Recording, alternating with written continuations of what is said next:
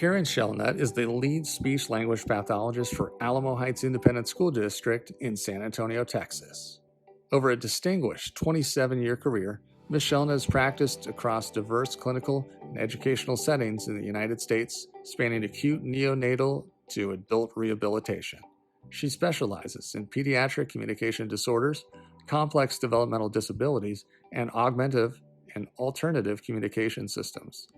Guided by a family-centered approach, her practice emphasizes clinician-client relationships as the foundational driver of therapeutic outcomes. Ms. Shelnutt earned her undergraduate degree from Northeast Louisiana University and a master's degree of communicative disorders from Louisiana State University Health Sciences Center.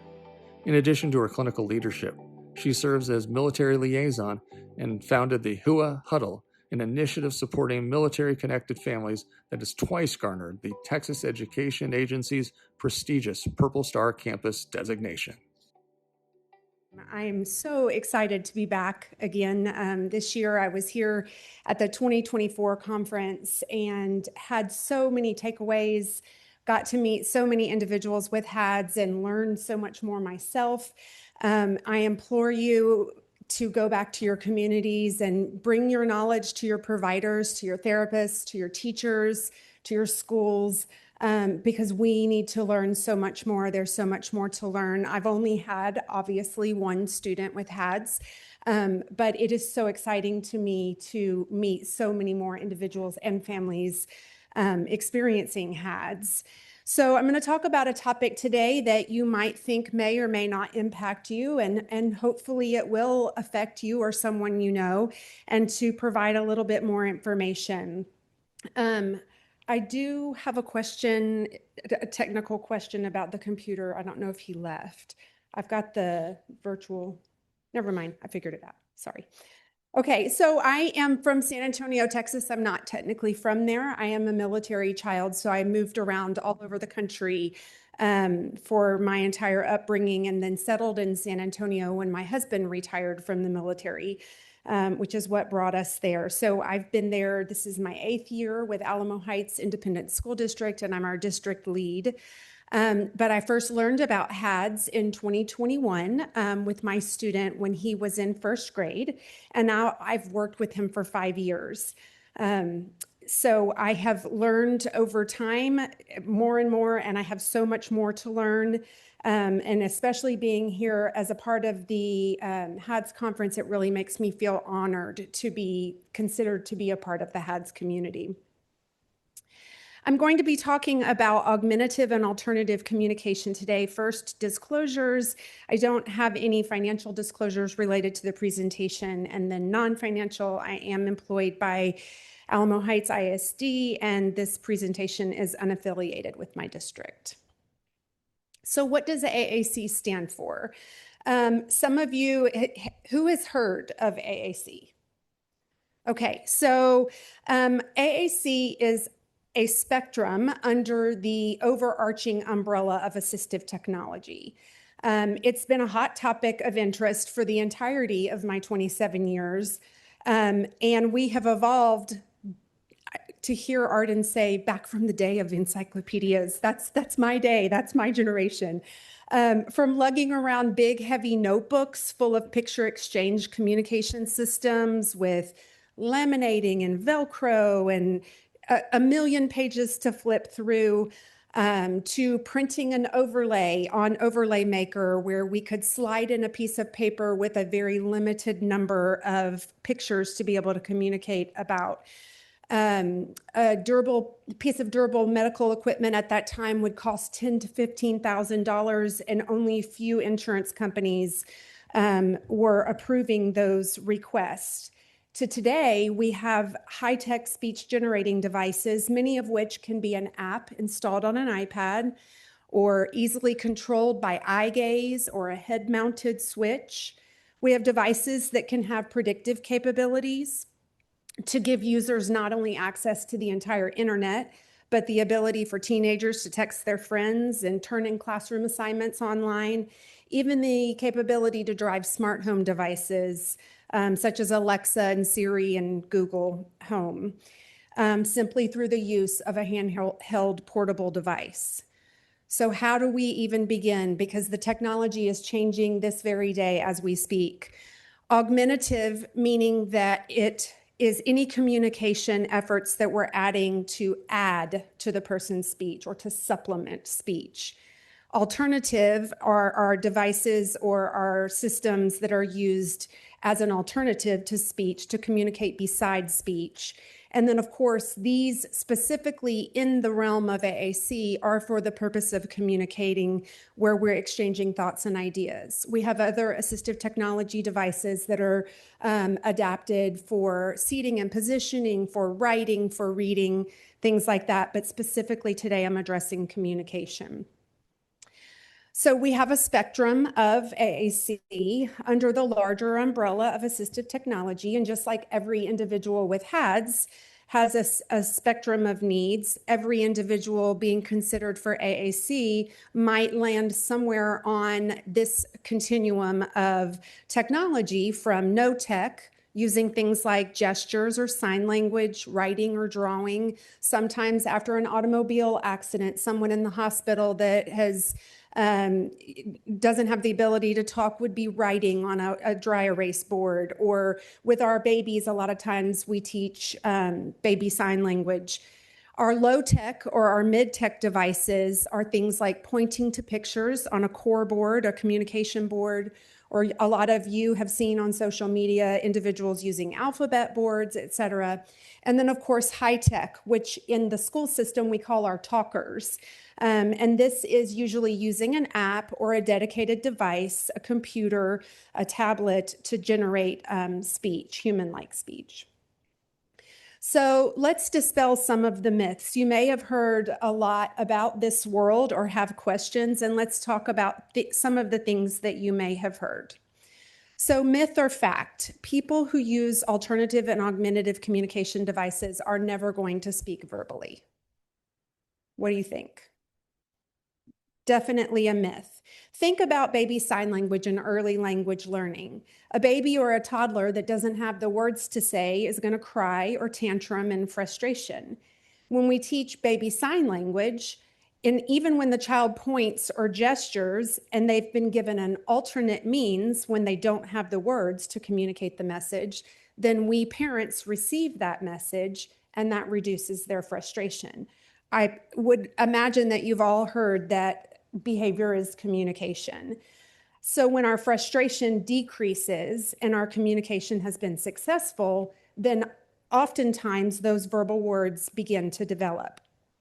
In my own practice, I've had several students that needed AAC for a time and no longer need any AAC. I have several students that have decreased their use or dependence on an AAC device, but still continue to use it in certain situations where they're very fatigued or they're just not being understood and they need an alternate means to communicate the message. I had a former third grader that began with an AAC device that was introduced at that age, and he's now in middle school, fully verbal, and no longer needs the device at all. Myth or fact, if a person's able to speak orally, then they don't need to use AAC. I've seen a lot of kids here today at our conference that are verbal.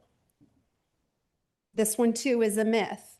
AAC can augment speech for individuals who speak orally but have difficulty being understood. The term intelligibility has nothing to do with intelligence. It means the ability to be understood by others.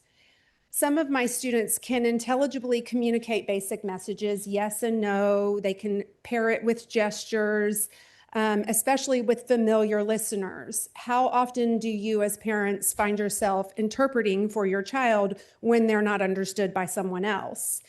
But they might need AAC for longer or more complex utterances.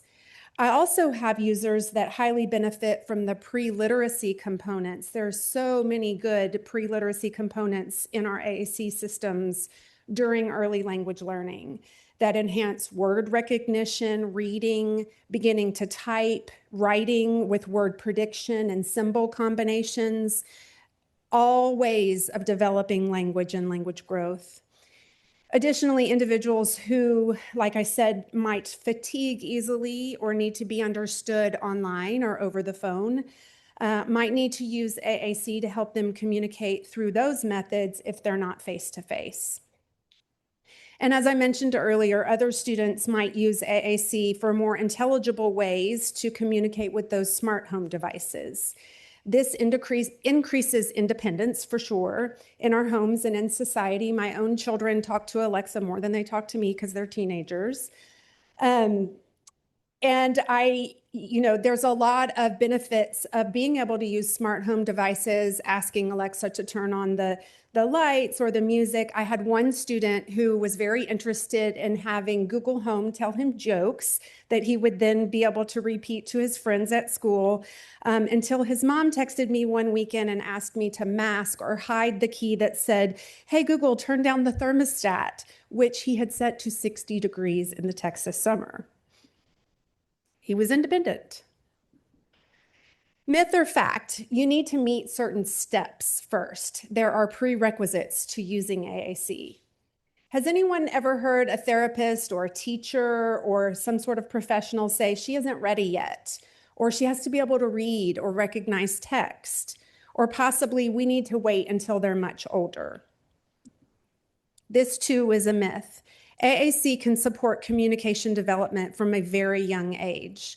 Children learn language through exposure and interaction, and there is no prerequisite skill necessary.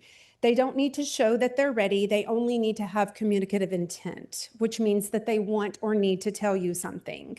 And we all know that babies need you to know when they're hungry or tired.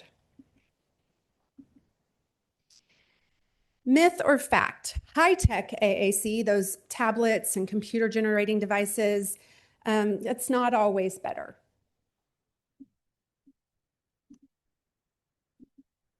I'm having some slowness here. Sorry. This is a fact. Low-tech and mid-tech and high-tech systems all help kids communicate. It depends on the student's visual needs, their motoric needs, their cognitive load. The best choice is obviously going to depend on the independent student. Sometimes things can be too visually overwhelming.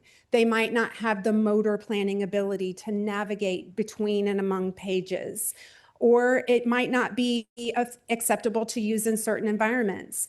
Think about what type of AAC a child might need that's on a swim team and in a pool every day. Those iPads are not developed for use during swim team practice. Myth or fact? On a high-tech device, an average number of keys or boxes on a grid for a beginning user, think very young, is 20 to 25. What would you think on a screen? Has anyone seen devices? This is a myth. Our most common grid size for a beginning user with no visual or motor impairments is about 60 to 65 keys. A grid that has more pictures and more words reduces the navigational demands and it gives the child more language. So there's less demand to go from page to page and back and forth.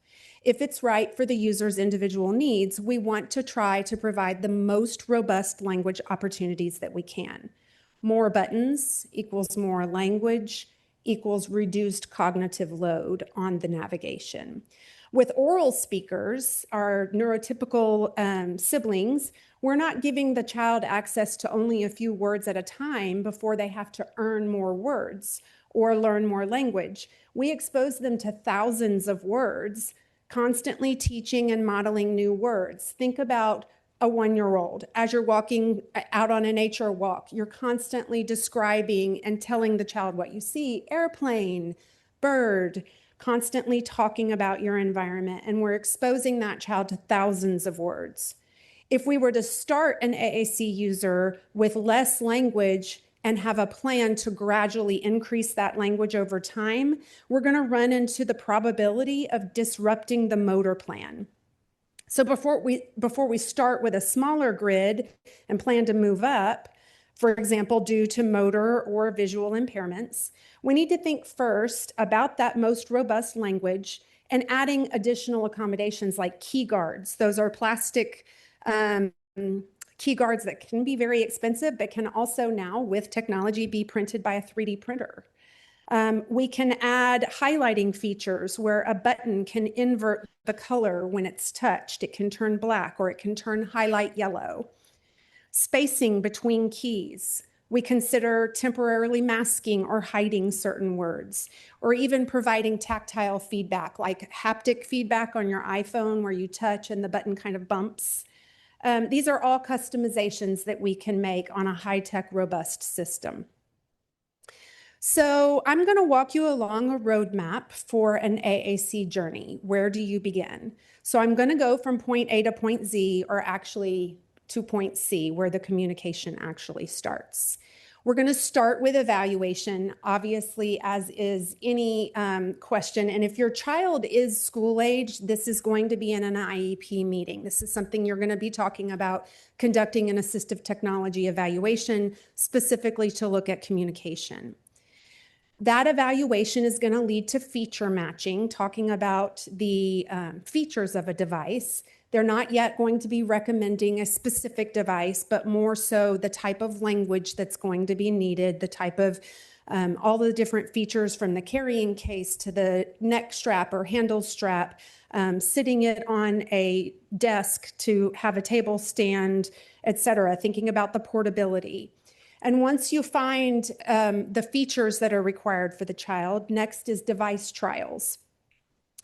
The device trials are going to be over time with several different types of devices and in multiple settings, to include home and the community. So this is not just something that we need to be happening at school. We need it to be all the way around in the child's world. And once the team has made the recommendations on the type of AAC that's needed, there are multiple avenues for funding. And then finally, once the AAC is accessible to the child, then the real work begins, where we need to make sure that the family and the staff and those stakeholders involved with the child are receiving ongoing training to prevent device abandonment. That's kind of the worst case scenario, is to just go through all of this, especially funding, implement a device, and then just to have it sit on a shelf as a brick. So our evaluation needs to start with a multidisciplinary team.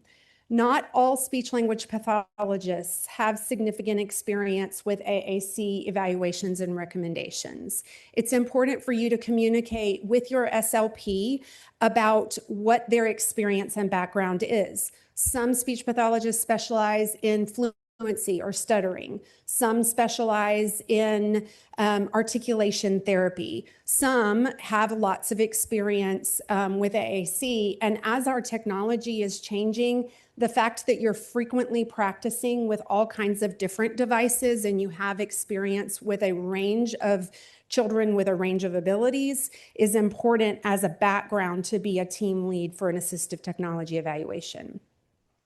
If you usually work with a familiar SLP who is not proficient in use of AAC, this person is still a very valuable member of your multidisciplinary team, as they have a good understanding of the child's language skills and abilities.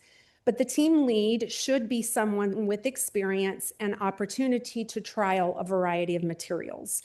So someone who is a perhaps district assistive technology specialist, if your school district has that, or your hospital, and this is usually an OT or a speech pathologist.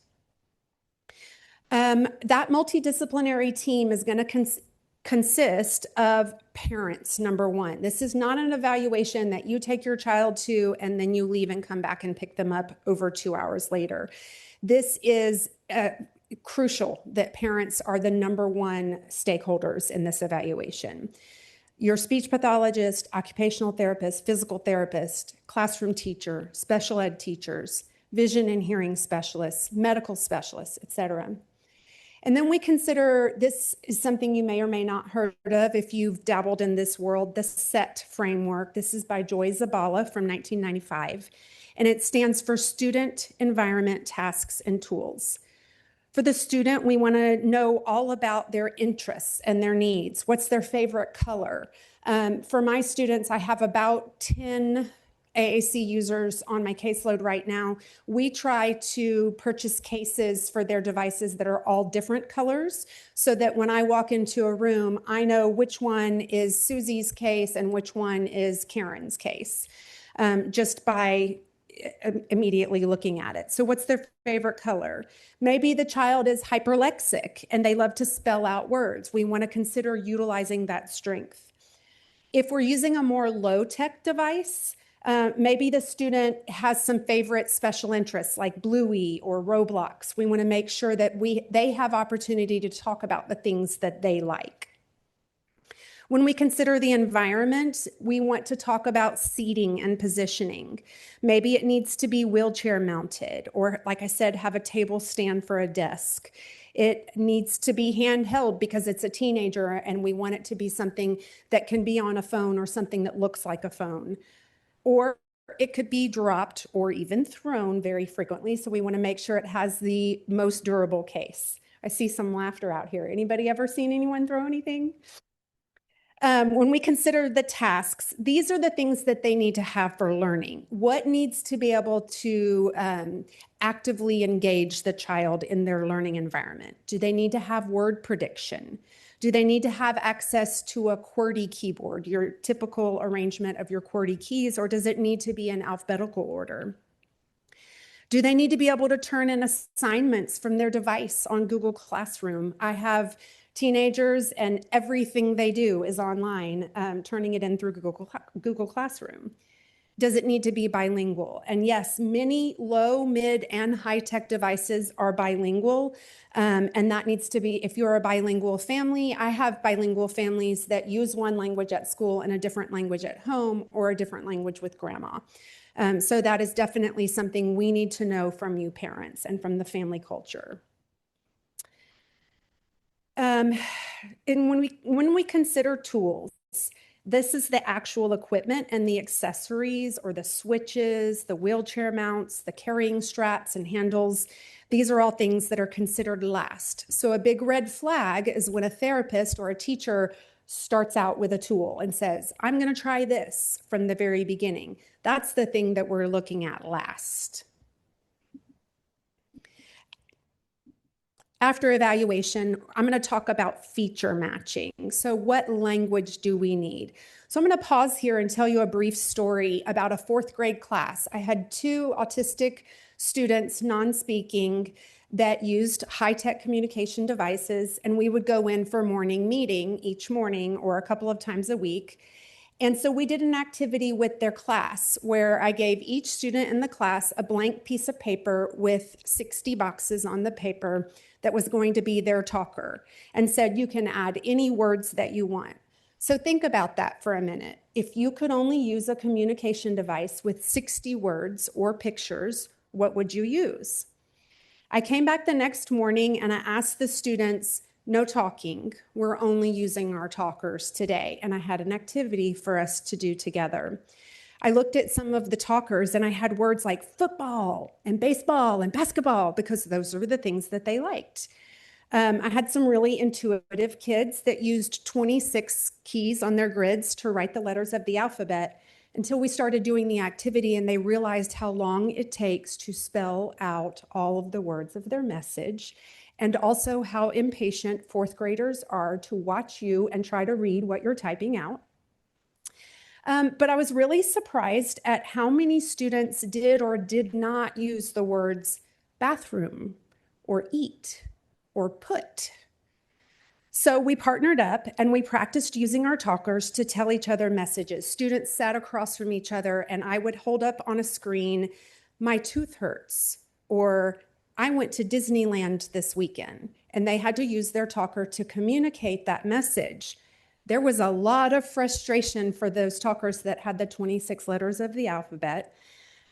So what do you need to say when you're doing something like that? Well, research shows that 80% of what we say is communicated with only about 200 basic words, and we call this our core words. The research shows that toddlers use these same 200 words for the majority of their day. How many times a day do you say the word go or play or eat? We might say it in the cafeteria or home or the classroom or even outside on the playground. I'm not using words like popcorn or bluey, those things that I really like when I'm in the bathroom. So those core words are the core, for lack of no other word, of what we need to say. Then we have our fringe words. These are all the other words. Our core words, I'm going to go into a little bit further in a minute when I show you an example, but the fringe words are those situation or setting specific words that we use. These are highly contextualized, usually for a specific setting. It might include names of familiar people, and it might be words like potty or popcorn. And then we have on our systems pre-programmed phrases or scripts. These are high frequency, quick reciprocal phrases that only need one key touch for you to be able to say good morning, or how are you, or I don't feel good, or my tummy hurts. A lot of our systems have these pre-programmed phrases. And then finally, our systems need to have alphabet access with word prediction. And this can be customized, like I said, in QWERTY order or in ABC order, or even smaller steps where there's half of the alphabet on one page and half of the alphabet on the other. And this is particularly important for early literacy skills and learning. So I'm going to show you a few examples of some high-tech devices. There is certainly a wide array of options. I don't know them all. I have not had access to all of them. There's some kind of in our field that you hear more frequently than others, but for the most part, many things are similar and comparable among devices. This device here is called Snap Core, or TD Snap, by Tobii Dynavox. And I'm going to make a little side note here. If anybody has heard that their child is a Gestalt or Gestalt language processor and uses natural language acquisition, I'm not going to go down that road right now, just because that could be an entirely another hour-long plus presentation. But the Gestalt language processors are usually our scripters that are using scripts from TV or movies or books, or things like Dora the Explorer, let's go to the map. And that might not mean, or I'm sorry, let's find the map. Might not mean let's find the map. It might mean I'm ready to go, Mom.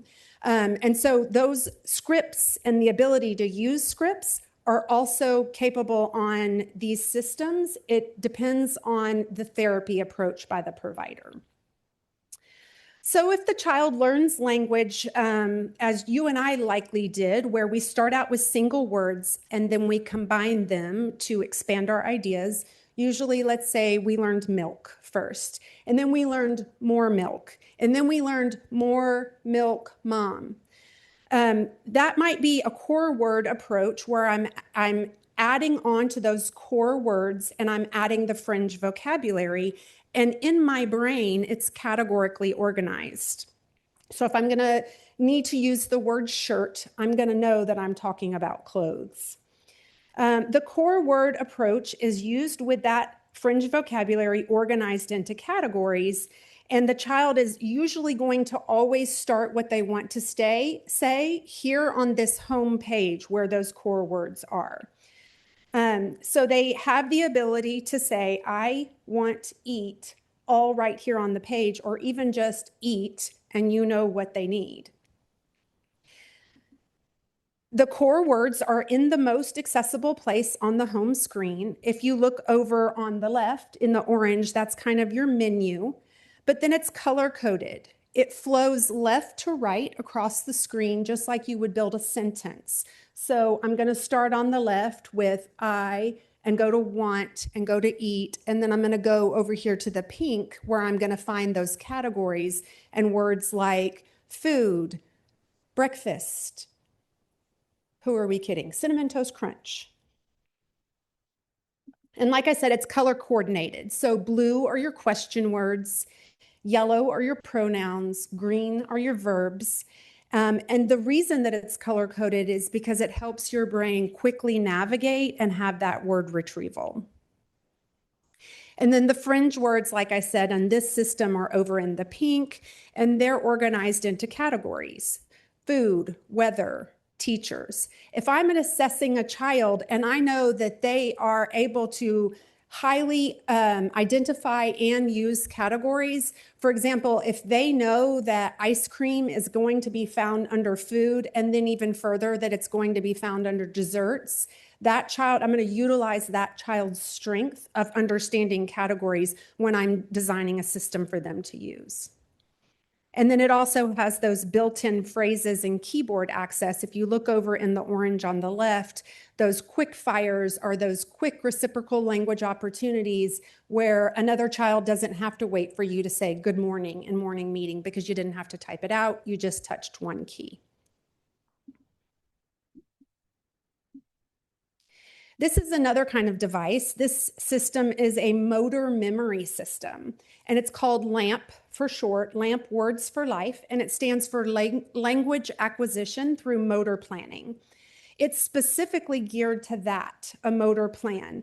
A lot of our adult users who use LAMP, if you see them, don't even have to look at their device. Some of them, one adult I met always carried his device on his hip, and he would just access it or talk with it right here. And it's the same kind of concept that when you type your name on a computer, you're not having to look for where's the K, where's the A. Your fingers know exactly where to go from your motor memory. Well, I'm going to utilize this kind of system. We often see LAMP used with children with autism because they have that strength of the motor plan. Did any of your children ever line up trains or toys in a specific order?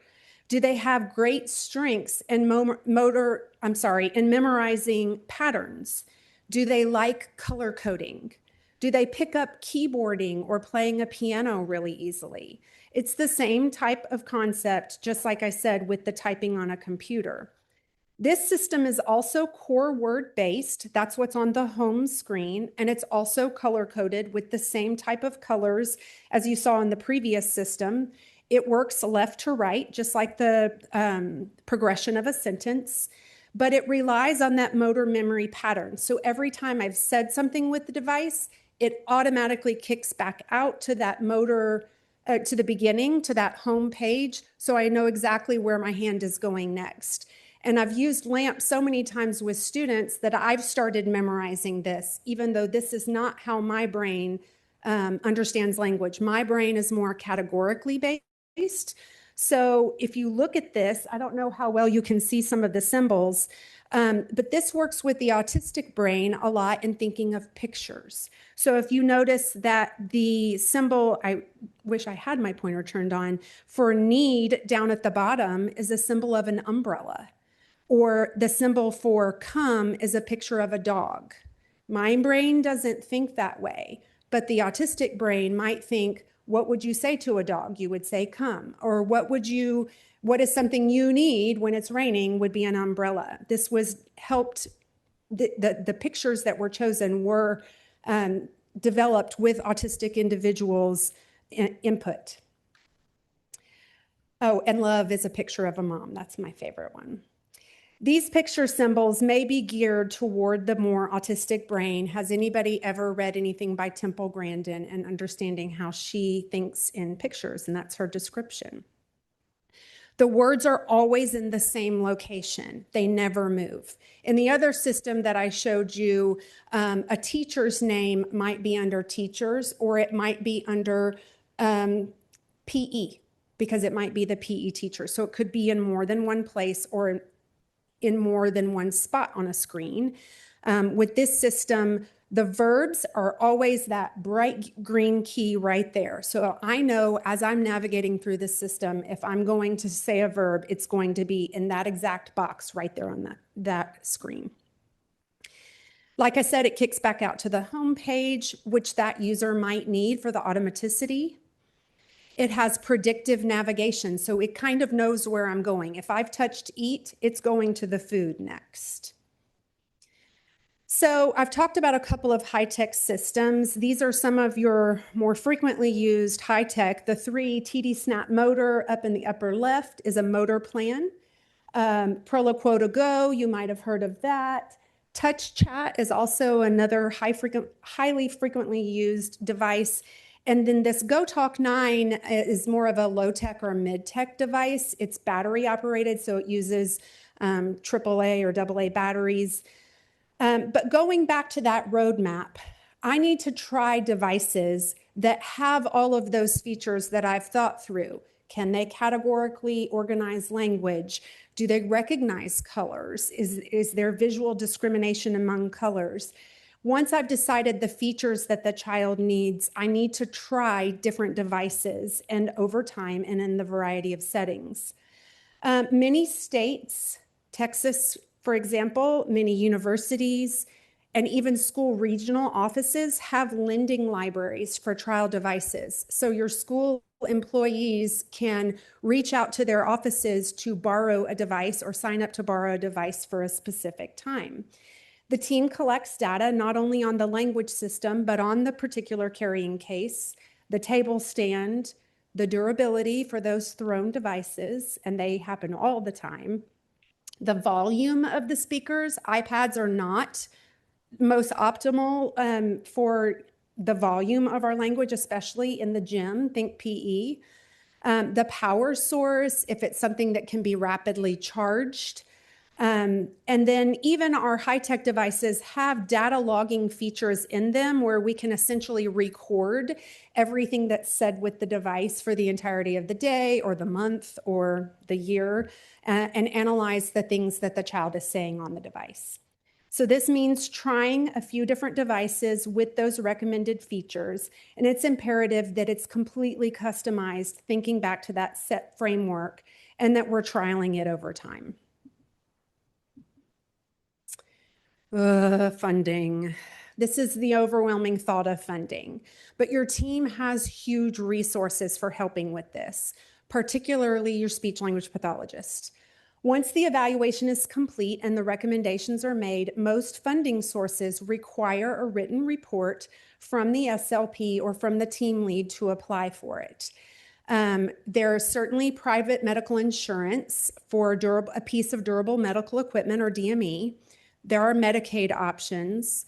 There are grants in many states, not just in Texas. In Texas, we have a grant program called STAP, which stands for Specialized Telecommunications Assistance Program. And this is for an individual that has a communication or a hearing impairment that might not be able to pick up the telephone and make an emergency call if they needed to call 911 and be understood. And so that grant provides them the required equipment that they would need in order to communicate. I've personally applied for many, many grants, for STAP grants for my students through this program, and I've never been denied for one.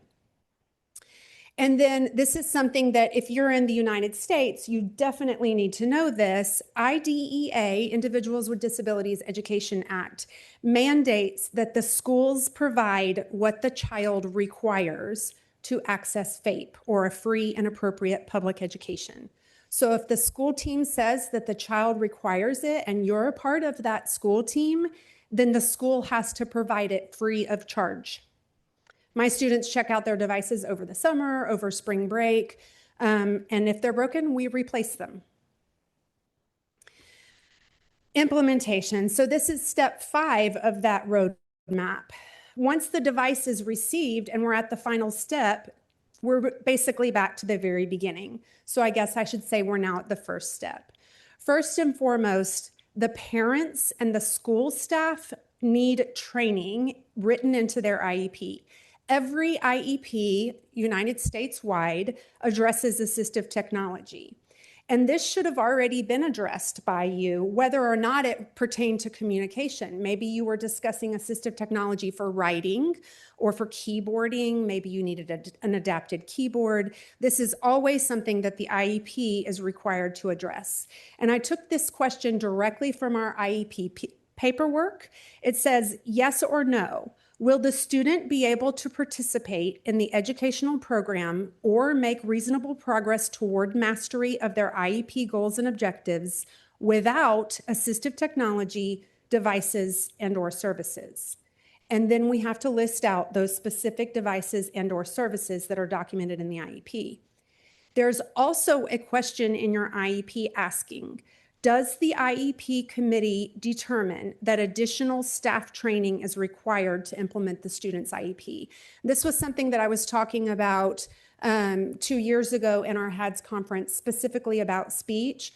I highly recommend to all of you parents that this is something every single one of your IEPs needs to say additional staff training is required just for HADS. How many people have ever known anyone at school that's ever even heard of HADS? I needed training, my team needs training. But if you have this written into your IEP, then there's an obligation to provide it. If your team answers yes to this because you need specialized training on HADS, and even more so as an AAC user, specialized training will ensure that every staff member, including PE teachers, art teachers, general education teachers, paraprofessionals, etc., are all trained on how to implement the use of the device in every school setting. So just like you can't purchase a piano and have it delivered to your living room and expect a person or a child to sit down and play like Mozart, we can't expect the child to be handed a new device and know exactly how to use it. Research by Jane Corsten says that by 18 months, babies have heard 4,380 hours of spoken language, and we don't expect them to be fluent users or speakers yet. So if an AAC user only sees those symbols modeled in speech therapy sessions twice weekly for, let's say, 30 minutes, anybody have 2 times a week, 30 minutes? It would take them 84 years for them to have the same exposure to aided language as that 18-month-old has had to spoken language. So the bottom line there, they can't only be exposed during speech. Modeling is using the communication system while you're talking to show them how it's used. You're learning just as the child is learning.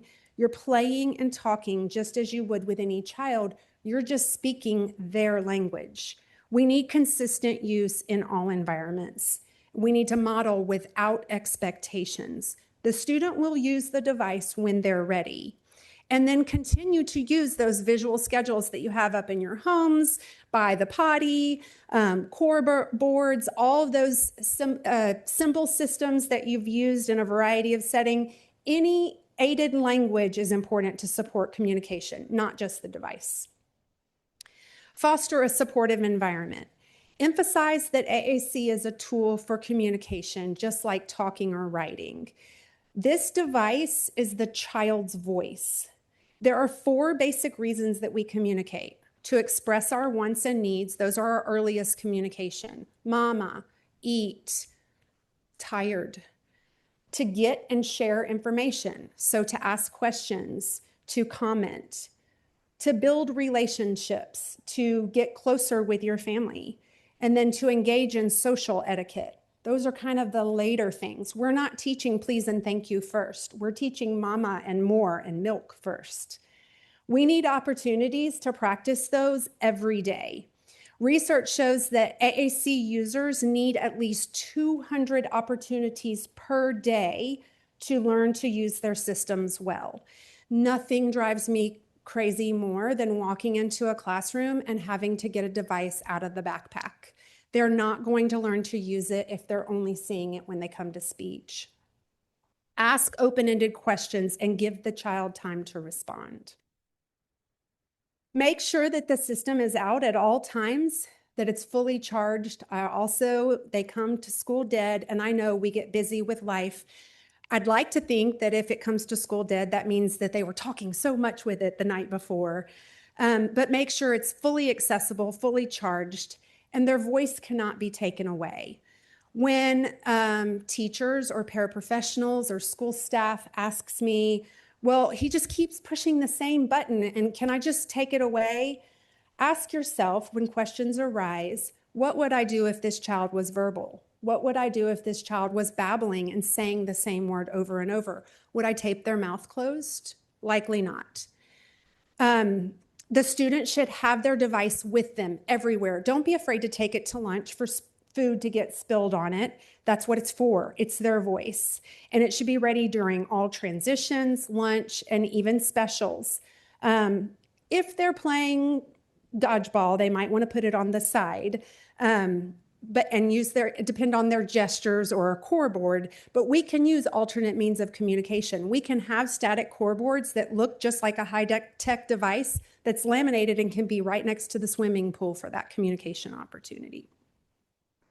And then I alluded to this before, presume competence.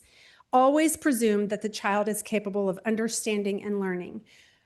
Another thing that drives me as crazy as the device in the backpack is when people talk about the child in front of the child. The child understands you.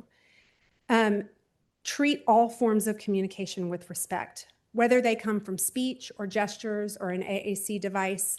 If you've understood the message, the communicative interaction has been successful. Don't then make them use the device to learn how to say it. They can learn that during therapy, but if they've said potty and you understood that, you got the message. And so I'm not going to turn around and have them say it then on their device. They have valuable ideas to share, and we need to be patient and wait for them to respond. So I think I talked about this the last conference, but with wait time. Same age peers typically provide the least amount of wait time. Think about siblings. How often do you ask your child with HADS a question and the sibling answers for them? Or the simple sibling says, he wants goldfish, or he wants this. Their brains, those kids are all wired for quick language exchanges. And even more so with the advent of technology, their brains are just moving so fast. So as parents and professionals, we have to model appropriate wait time. We have to avoid responding for them. And trust me, I'm a mom. It's just get in the car, let's go. But when you feel like you've waited long enough, count in your head for 5 more seconds.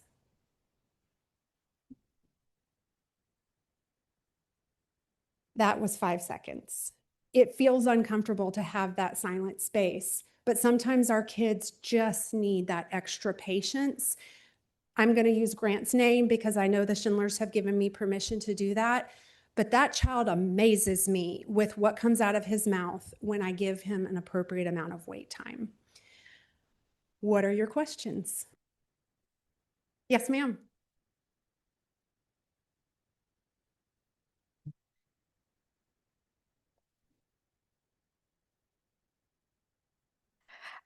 So my question is, we switched school districts. So our previous SLP always implemented her AAC device at every moment. It was like the session would follow her throughout the whole school day.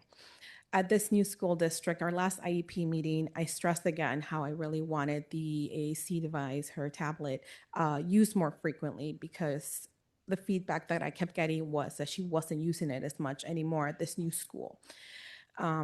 They're telling me that they can understand her by gestures and, some sounds, very few words, some ASL. So they don't think that they want to enforce it as much anymore. So my question to you is, where do I keep pushing for the AAC device, and where do I let them, just go through what they're saying? I was really impressed with the videos that I was getting at the other school when she was using it, because it was true that she was using it a lot. However, at home, she completely refuses to use it. Great question. So I'm going to unpack that as much as I can. So start with the IEP. If it is written into the IEP, what's in writing is by law. It's like our Bible that we have to follow. And it gives the staff accountability, and it ensures that it's being used. Also remember that AAC device is in place not just for language development. We don't want to just stop using their language and exposing them to further vocabulary, but think about those pre-literacy components. It's an opportunity to learn typing skills or keyboarding skills. It's an opportunity to write. It's an opportunity to grow. I don't know the age of your child, but when they become teenagers and they're turning in those things online, to use the device for more technologically based activities that are happening in all classrooms. So we don't want to prevent the child from those opportunities to see the symbol to text connection. That's another key advantage of using the device, and encouraging your IEP team to consider it. Yes, we understand her basic communication needs, but we want to continue to develop that. And so she needs to have it in place across all settings because it is her voice. We have another question from online. Okay. It's actually the opposite of the question that was just asked. How to not underestimate the capability of speech when the professional pushes for 100% of AAC? Can you repeat the question? Sure. So how do we not underestimate the child's capability of speech when the professionals are pushing 100% for the AAC? Remember that it's augmentative. So pushing to use the AAC is going to supplement the language. It's going to pair with oral language. But again, the research shows that usually the verbal language will increase and the use of the device will decrease.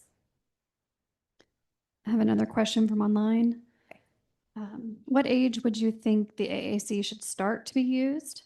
Her daughter, Safi, is 4 years old, nonverbal, but loves her iPad, able to navigate incredibly well on the educational activities that are visual picture games. Now. Now. Yesterday, yes. As early as possible, as early as you're seeing the communicative intent. And a side note about loving iPads and loving technology. Typically with our students, we use 2 different iPads. I'm really blessed to be in an affluent district that has the means to provide that, but we try to distinguish the device as a dedicated communication device that looks different from all of the other student iPads in the room. So our general classroom iPads just have a gray kind of typical iPad case, and our communication device users have that really heavy duty device that will sit up on a stand. And they'll use 2. So for the classroom learning apps, they're using the class iPad.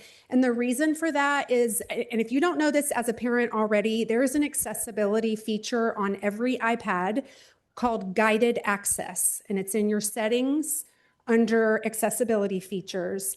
And guided access is where you can kind of lock down the device in a specific app or a specific program so that they don't go out on YouTube and watch Bluey when they're supposed to be doing their homework.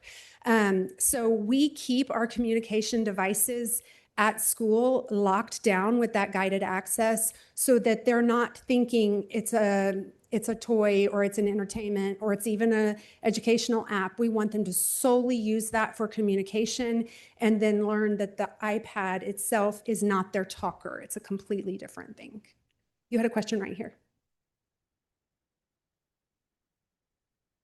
Okay. Yes, you sort of answered my question.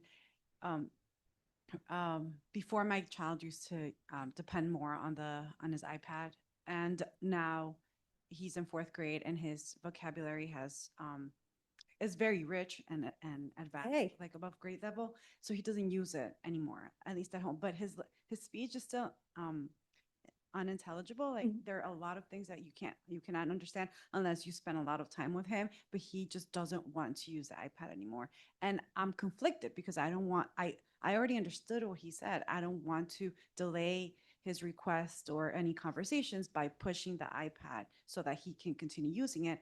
But how should I navigate that? Because, he already has, and also the iPad can't keep up with the vocabulary that he has now.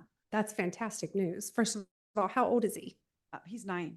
Okay, so I would start to leave it on him. He might be ready to start stepping away from that. But if he gets into a point where he is having more longer utterances and more strings of words that he wants to say, and there's a breakdown, especially with a peer, peers are great for speech therapy because he's going to experience the frustration of, no, that's not what I'm telling you, or no, that's not what I want to play. And if he then realizes if the therapist or if the teacher can slide the device in there, help me understand. I just don't understand. And he can see, I can use that. I don't have to use this all the time. but I can use this when I need to, or when I'm really tired, or when I'm sick and I'm not feeling good and maybe I don't feel like talking. I can use this to help me out. It doesn't have to be all the time, but really start to give him some independence of when he needs that support. Okay. Yeah, it's happening also in school. And even though they try, there are times where they just leave the iPad and, they go out and about their day. But okay, so I'll just tell them to just keep it on. Mhm. Yeah, even Keep it I with guess him. he's just not going to use it anymore. Okay, thank you. I had a student very similar that is now in middle school. And as he got to about fifth grade, he would start to just get so frustrated when I didn't understand. And he would bring his iPad everywhere, but he didn't want to use it. And that's okay, because I want to give him that right to choose what works for him. But that frustration will lead to increased desire to be understood by others, particularly middle school peers. Anything else? Yes, one more. Everybody stomach growling? Last one, promise. So to my question, like I mentioned, she completely refuses to use it at home with us. Just will not, throws it. She's a thrower. And, I started mimicking and I tried with her. Is there anything else you recommend, or should I still be the one using the AAC device for her to try and see what she wants? You using it, you modeling, continue to speak without expectation that she's using it. It's still in the environment, it's still helping to be able to see it. And that's hard for parents. I know parents get like, I can't with the AAC today. I just don't want to do it. Honestly, you have a home language. Every family has a home language, and you get to the point where you understand your child. It's the motherese. You understand the message. And like I said, it's not something that we want to force. If you've already understood that interaction, it's not going to be desirable. It's like if somebody asked me, if I was trying to say something and you didn't understand, and then I tried again and you understood, and then you said, okay, now write it down. I mean, I would be frustrated if you understood me. Why do I have to write it down in handwriting? So same kind of thing, but just having it in the environment and modeling with it during no pressure activities like play or enjoyment, just having that opportunity to use it in that other setting is important. I think it's lunchtime. Lindsay, Mallory? Take the mission. I love you. Oh, you too, Grant. I didn't see him come in. Grant is Karyn Shelnutt's student Yes. at Alamo Heights. And his language is phenomenal. So proud of him.